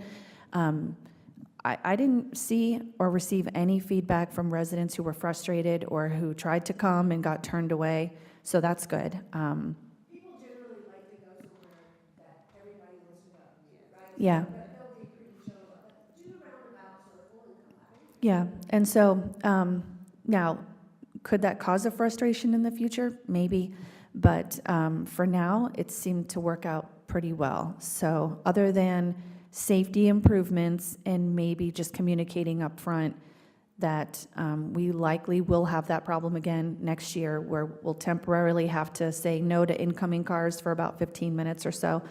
But all that to say, by next year, depending on decisions that council makes, we may have a second exit in operation at the park, which could help with the traffic flow a little, make it a little bit safer and easier, and maybe we wouldn't have to close for 15 minutes. Maybe it's just 10, while we sort of let some cars out and make sure pedestrians are safe. But all in all, it was a great event. I am working on a survey to the vendors that were there just to kind of get their feedback, things that we can improve. What did they like? What did they not like? if anything. And so I'm looking forward to seeing what kind of feedback we get from them. But all in all, it was a really good event. So You did a fantastic job. I know you stepped in very, a lot of hours to get this together, and I saw you running around. It was wonderful. And also recognizing Matt, because I saw him at the corner when all the traffic was converging on you, and you were still smiling, and I was like, Oh, I saw him the next day. I mean, he's just like, no, I just want to commend both of you, because it was the first time I was there, and I was just overwhelmed by the volume of people there. But I think the other thing that was very positive besides the vendor, was I saw so many families on the playground and the trails. It wasn't just coming for the candy, so it was a really great exposure, I thought. Yeah, if we could bottle that enthusiasm for all of our events. Right. We'd be doing really well with the Matt's caveat. enthusiasm? Yeah, No, I'm kidding. right? With the caveat that parking is always going to Yeah. be our sort of albatross. And so, I mean, I guess if people get used to the fact that that's just a problem there. At least our residents, it's just the nature of that park. Otherwise, you have a lot of parking and no park. Yeah, and when nobody wants You that. get to pick and choose. Have we ever, I mean, I know in the past we've done shuttles for different events way back, but I don't know if that's still something to consider. Well, for Marvin Day, we still do that. It's very expensive. Okay. yeah, it's very expensive. Yeah. But,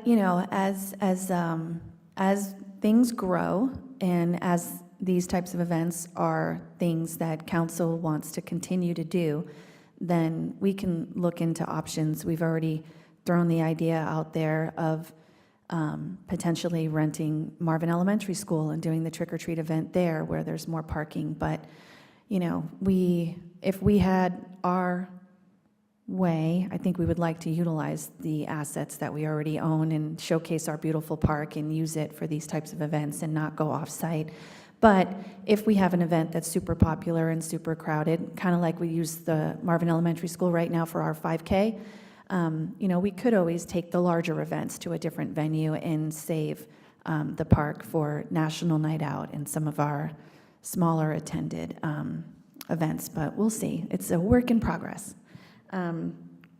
Okay, moving on from there, we are excited about the Friendship Tree. This will be our 4th year doing this program. For those that don't know what that is, it's sort of an angel giving tree program that we call the Friendship Tree here in Marvin.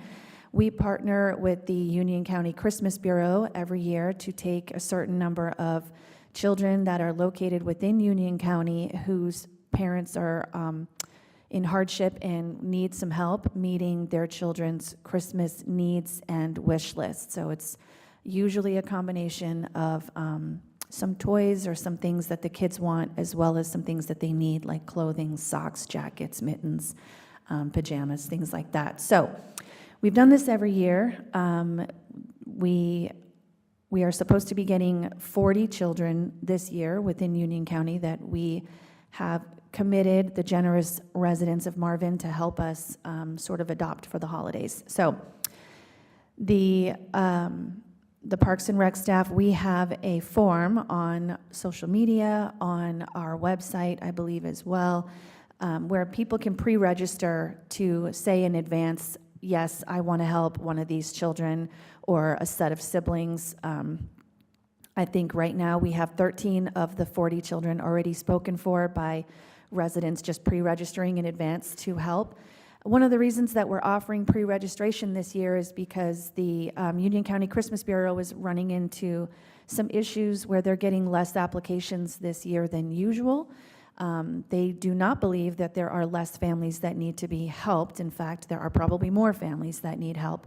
However, for whatever reason, the applications are slower to come in, and the deadline for families to apply for this assistance is mid-November. So it doesn't give us a lot of time if families are, if they have till mid-November to even apply for assistance, and we have a deadline of December 5th to have the toys returned here to Village Hall, the toys and gifts.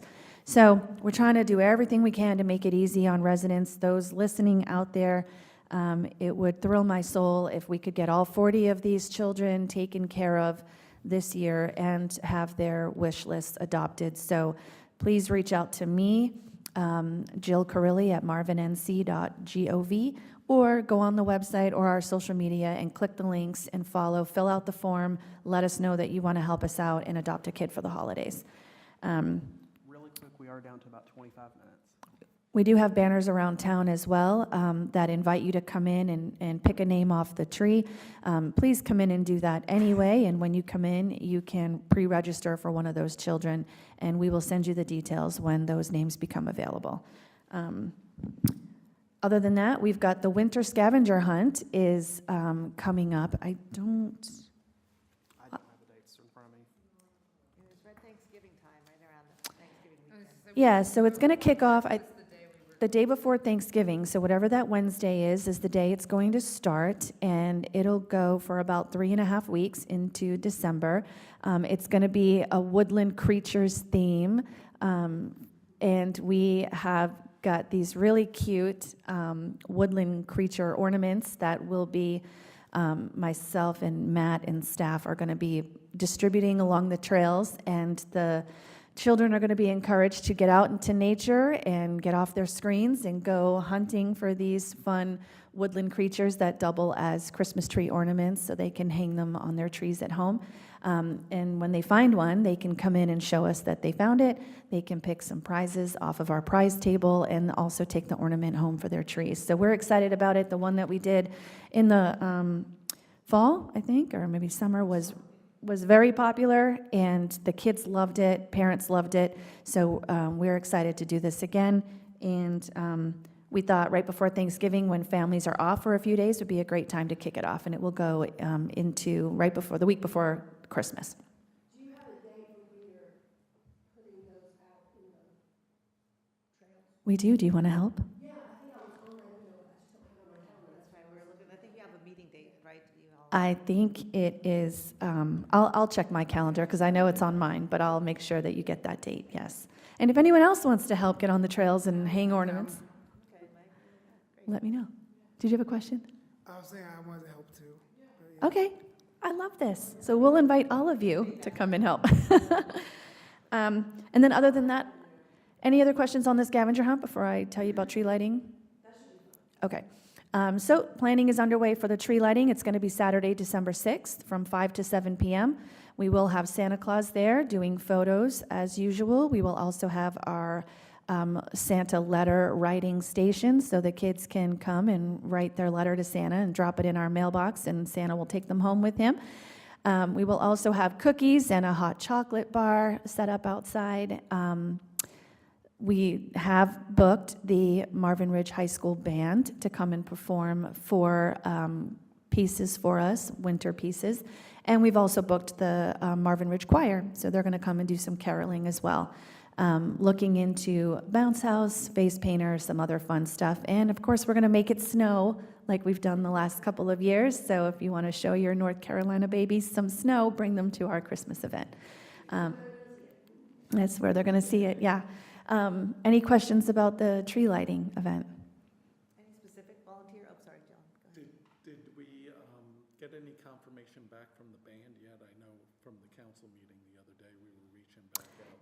I think Yes. we're okay with the choir, but So I talked to the band and had to send them some information and officially book them and tell them what songs I wanted them to play, which was interesting. So that's all been done, and I'm just waiting for her to write back. But I sent her everything that she needed and submitted the booking, so we should be good there. But December 6th. And it starts at 6? Starts at 5. 5 to 7 p.m. Yeah. And there's not really an end time on it per se. It will end whenever people sort of trickle out of the park. But, I'm hoping it's not a super cold night, but we will have, the playground is obviously a big draw. And if we have a bounce house, people might linger after 7. We're certainly not going to kick anyone out. So we just want them to enjoy the park. For the playground? Lights? Yeah. Yes, we'll have light towers. In the past, we haven't necessarily, and I've marveled at the kids still playing in the dark. Yeah. I know it's fun. Any other questions for me? Yes, the car show is happening on Saturday, November 15th. It's not really on here because that's not really one of our events per se. It's a first-class cars event that we just sort of help promote for them. But it is a really fun event, and I'm excited to go to this one. It's from 8 a.m. to 10 a.m. on Saturday, November 15th at Marvin Eford Park. There'll be lots of really cool cars out there. They have got some vendors that will have coffee and things like that. So come on out and check that out if you're available that morning. It should be a great time. And they've actually just booked 3 additional dates for 2026. So we have a tentative plan for March, July, and October to have these shows kind of every 4 months at Marvin Eford Park. So it's a great way to showcase what they do, bring car enthusiasts out, and continue to showcase our beautiful park. So we're excited about that partnership. And this, I assume there's some sort of a rental fee or payment that they do. I think in the past, weren't they donating something back to the village too? Yep, exactly. So, any other questions? You can donate a shuttle. No, I'm kidding. They can donate a beautiful car to me. I'll take that. Got a question about the tree lighting. Will we need volunteers like last year?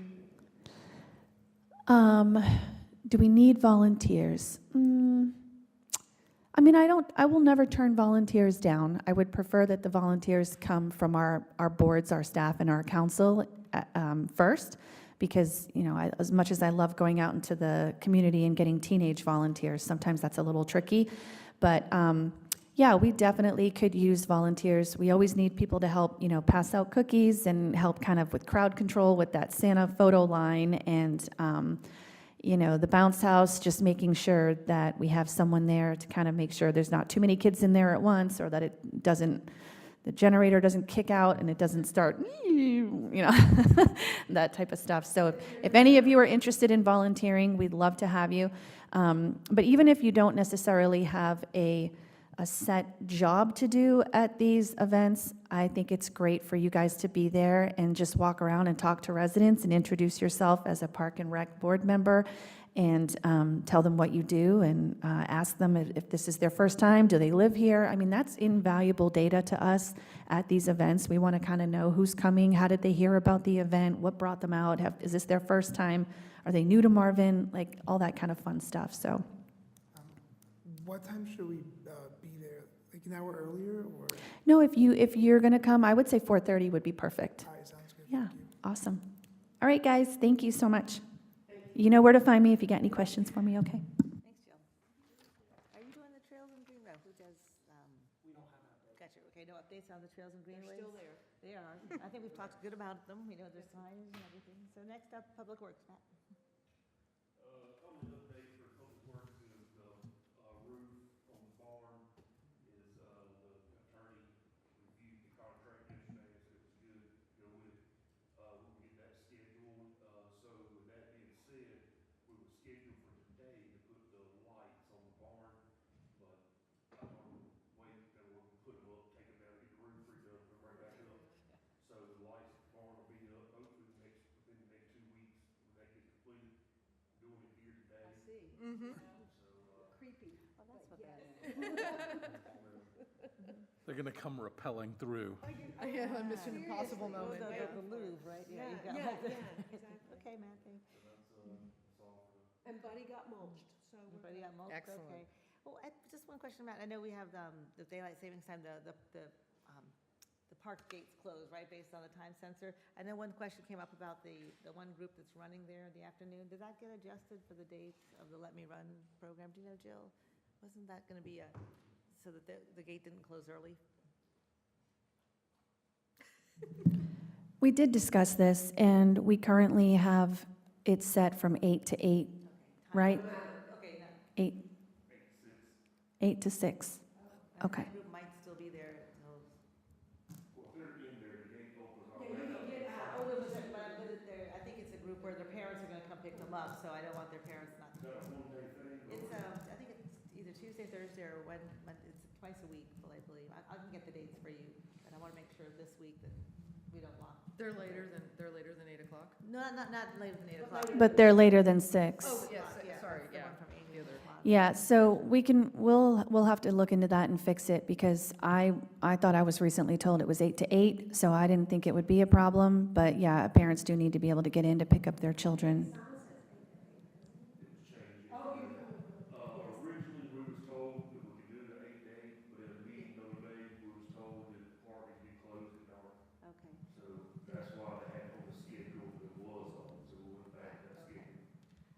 they do Tuesday and Thursday from 4:45 to 6, and they want them to stay open, they asked until 6:15 so that they could be picked up. Yeah, I would probably do 6:30 to be on the safe side, but When does that start, and when's it end? It's starting now. it already started. Yes, through about Thanksgiving time, I think. Through Thanksgiving. I'll get the exact date. but- So the month of November. Month of November. Okay, whoever's in charge of that group would put a cover over the sensor, and just when they leave, have them remove it. That way the gate will close behind them. Okay. I know who they are, so I can relay that to them, but does that mean your team will remember to do that twice a week? Okay. Is that something they can put on when they arrive? So, so if I have one of them come down to the park and meet you, can you show them how to cover that sensor and then how to take it off, and then nobody's gonna forget? Okay. Well, yeah, and today they have practice, so maybe And we if can catch kids are them. getting picked up, I'm sure there should be one adult that's sticking around waiting. Yeah, 100%. So Two coaches, yeah. I'll reach out to, is Amy and Tori, right, that run this group, the running? Rosmado, yeah. Okay, so I'll reach out to them and make sure that one of them can come and be shown how to do that, maybe today. If you can't do it, if you want to show me, I can show them. Today I won't be able to, because I got meetings to do. Okay. We are down to less than 15 minutes. Only because they're running tonight, so that we need to have a solution to this today. Yeah, they start at 4:45, so I'm assuming they'll probably be there by 4:30-ish. And if you need an extra hand, I can run out and meet if you want to intercept. Okay, I'll reach out to them and find out. All right, thank you for bringing that up. Thank you, Matt.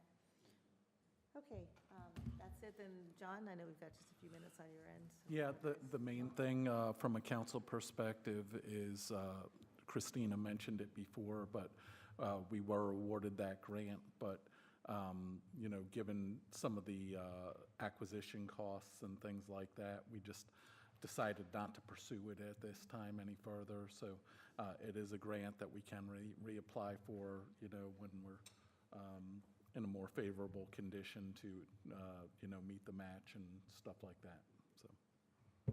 But that was really it from council's standpoint. Okay, great. Thank you, John. Any questions? Council report? Action items, reviewing. Nothing to review? And any ongoing action item list? Just Hunter reviewing the golf cart ordinance, not urgent, golf cart ordinance. Very, not essential right now. All right, lastly, any comments across the board? Anyone else have anything to raise, ask? Do your survey, go Do your vote. survey and go vote. So I will say, for the survey, just to let you guys know, 429 responses, roughly, 427, 429, as of yesterday. So additional 59, 60, I think, from the past week. So doing well. How many households do we have? We were talking about this the other day. Around, it went to just over 2,000. So we're Yeah. at a 21% response rate. We've already soared past the 2019 results. So we're in good shape. It'll be open to Thanksgiving. I'm telling people, don't wait, don't procrastinate, because the survey's not going to wait for you. So Well, and Yeah. I just did mine last night. It was not horrible. It was easy enough to do. We Yeah. had a lot of discussion about it at my house. And I've also told people that, you know, there are a lot of open response boxes on there. So Yes. if we didn't manage to craft a question in such a Yes. way that the provided answers, you know, fit your concern, There's plenty. there's a lot of opportunity to just write essays. So, you know, let us know what you're thinking. We want to know, so, At the end, you can just say whatever. yeah. Lovely for you to say. Okay, any other announcements or comments? Great, well, thank you. I know it was a long meeting, but good discussion on CIP. And again, thank you, Christina, for your work on the. Oh, and if you plan guys team. have any other questions about that, just send them to me. And we'll look forward to seeing everyone on the events coming up. And this is our last meeting for the year. It is, Just to yes. remind everyone, we do not have a December PR&G meeting, so, That's your Christmas present, your holiday present. but we'll see you at tree lighting there. so. Yes. Okay, with that, I make a motion to adjourn today's meeting at 10:49. 10:49. All in favor? Aye. Aye. Okay, motion passed. All right. Thank you. John, can I talk to you? And a reminder that we have a training, yes. E-scrub training. You have to do, oh, that's We right. have